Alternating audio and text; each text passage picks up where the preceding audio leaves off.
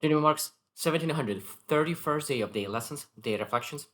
And today we speak about comparison. Such an interesting word because when I think about comparison, comparison could be a good thing at the end, and comparison could be a bad thing. It's just the way how you use it. So today I want to really share seven truths, seven differences between a healthy comparison and unhealthy comparison, because comparison is part of measurement, but because what's not measured doesn't get improved. So we need to measure, we need to compare things, but at the same time we can really go to the wrong direction and start to compare, start to measure wrong things altogether. So the deal are supposed to be a quite short lesson, but at the same time extremely important, because comparison could be extremely unhealthy, and at the same time, if you add a comparison to your measurement tools, could be a very beneficial tool to really knowing where the gaps are, and then going and have the clarity and execute on those gaps. So number one, the question what do you ask is that the first one is, what can I learn? What can I learn? This is healthy comparison. When I look into other person, and you look into what they are already doing, and then what could I learn? What I could I learn? How I could really become better? That's a healthy comparison, because now you said that if they can do it, I can do it too. I just need to understand, okay, what I need to develop to really be able to do that. Unhealthy is what's wrong with me. Why I'm not able to do it. That's a wrong comparison, because it's again thinking. It's I thought that something is wrong with you. The only thing that is wrong, what you just didn't learn and didn't execute, didn't practice, didn't work on it, and that's other than that, there's nothing wrong with you in general. So that what I need to learn is a healthy comparison. But what's wrong with me? That could potentially, again, the questions that you ask will make or break the comparison. Number two is unhealthy comparison measures progress. Healthy comparison measures worth. And again, this is very similar to the first one, the question that you asked, but again, like, what do you measure? Because when you compare your yesterday to today, like, it means that you see that there is a progress.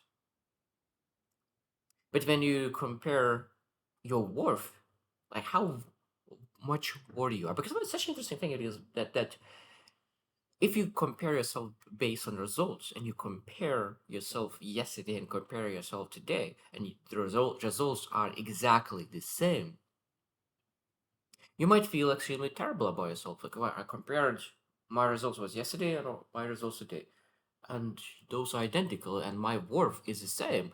But if you base your worth on results, because that's not how we're supposed to base our base worth on being. And again, this is an unhealthy comparison, because your comparison is on progress. So it means that when you look into results, and our work might be exactly identical, but when we look into that the progress towards those results, there's going to be a massive difference, and that's where the healthy comparison is. Number three, healthy comparison inspires action. Unhealthy comparison creates paralysis. Again, this is again when you look into compare other people with other people, what does it do to you? That's the question. Because if it inspires action, inspires execution, that's a great comparison. That means that do it more, because that's really allows you to really execute. You look at someone else doing something, and oh, I want to do that too. And that's just again a beautiful thing when you really look into other people, and you inspire to take action. But then unhealthy is that when it creates paralysis, like, oh wow, did they able to do, and they are able to do so well. If I will start to do it, I will suck. I don't want to start altogether because I will suck at this. They already were working on that for a long time. That's why they are really great. And you will be the beginner and will suck. And again, this is an unhealthy comparison, because it creates a paralysis. Because rather than enjoying other person's abilities and strengths, and where they are ready, and appreciating their journey to achieve this success, now we really afraid to start small. Number four, healthy comparison compares today's you with yesterday's you. Unhealthy comparison compares your behind the scenes with someone else highlight reel. Your behind the scenes with someone highlight reel. So this is again when healthy comparison is comparing you with yourself yesterday.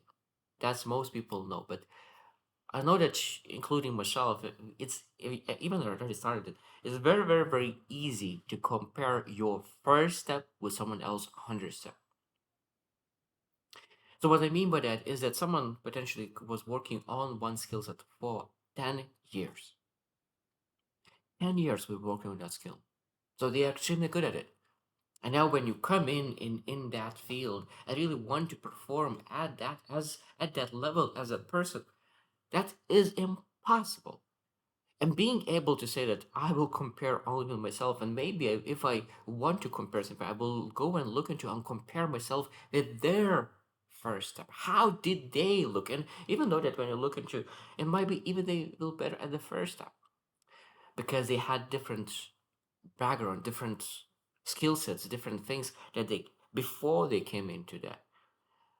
But it's just just very, very dangerous to play place to be in to compare our first step with someone else's 100 step.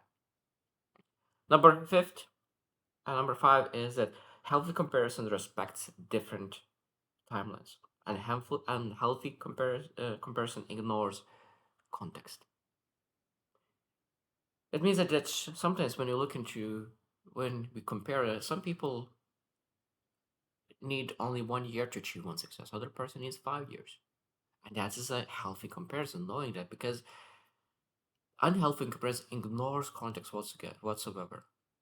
Because when you look into really starting a business and really succeeding in business, and this is just an example, that the person who's coming from sales background, from communication background, from negotiation background, from a person who is constantly was speaking with people and working in a high level positions and dealing with the business owners on a daily basis, and another person who was potentially um, a software engineer sitting in the office all day long, sitting by the laptop, looking at the screen, fixing all the things on the screen.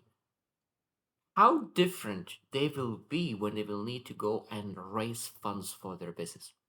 How different their communication skills might be, knowing that this person was working for 10 years straight, speaking with people, selling, influencing people, negotiating with people. And this person, 10 years straight, was working on a laptop straight.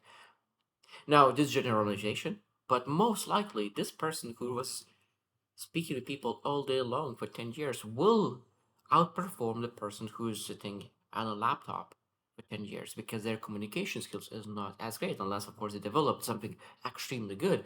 But in general, we have generalization that the person with the better context will spend less time to build a business than the person who is not having ability to communicate yet and influence yet. So we need to look into what's the context, what did they do before they started this journey, and that's again context. Number six is healthy comparison is selective, unhealthy comparison is global.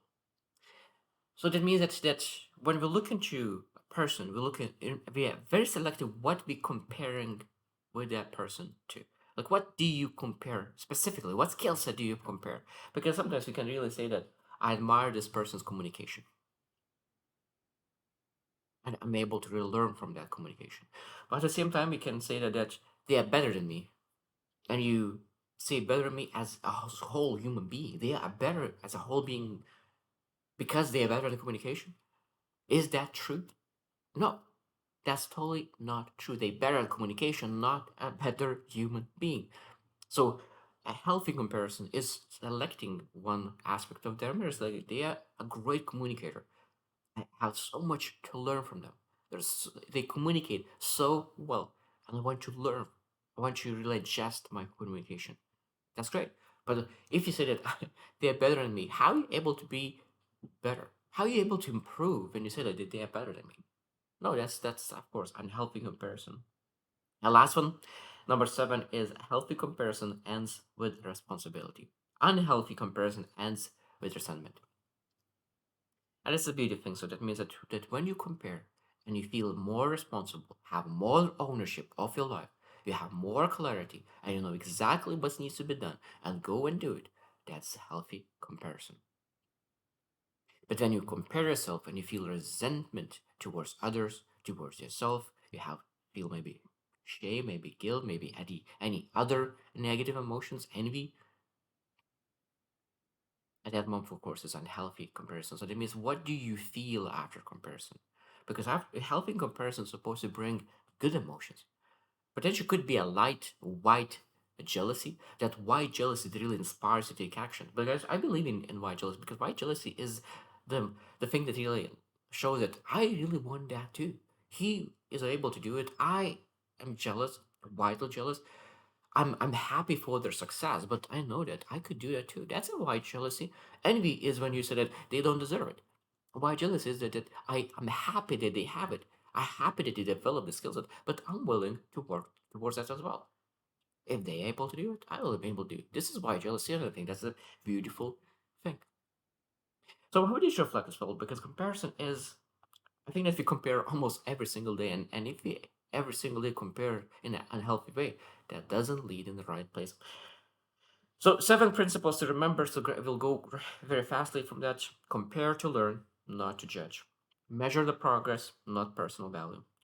Let admiration fuel action, not envy. Compare with your past self more than with other people.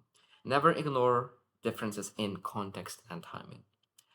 Study specific strengths instead of making global judgments. And finish every comparison basket. What will I do differently today? That's a beautiful question, and I think that's where I will end that end today. So I hope you choose to win, and see you tomorrow.